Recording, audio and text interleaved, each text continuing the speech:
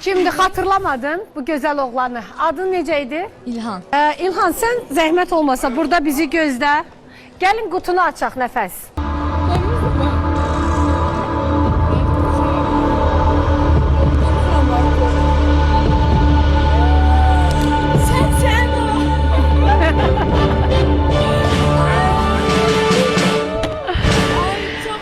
Və gəl Nəfəs, görüntüyə baxaq.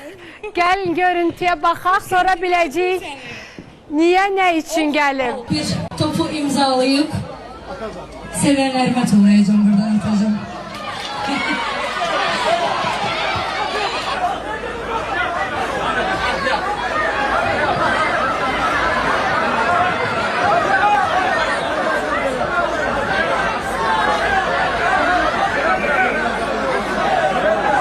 Hazır mıyız? Haydi. Bakmayın xanım olduğuna ben de yaxşı futbol oynayıram.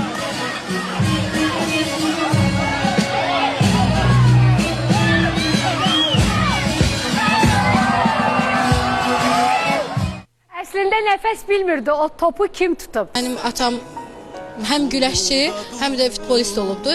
Məşğul olubdu hər ikisi ilə, amma heç biri ilə də axıra qədər getməyib. Çünki bəzi səbəblərdən maddiyyat olsun, istər evdən sıxıntılar olsun, olmayıbdı. Amma mən həmin günü bu topu atamın xatirəsinə orada, yəni çünki ilk dəfə idi futbol stadionunda açılışda olurdum və arzum idi. O arzumu da həyata keçirdim və oradan top attım ki, onu kim götürsə İnşallah ki gələcəyi gözəl olsun. Bizim fotoğrafımız xanım bir şəkil çəksin, xatirə şəkili. Aha, bu da bir xatirə olsun, belə deyək.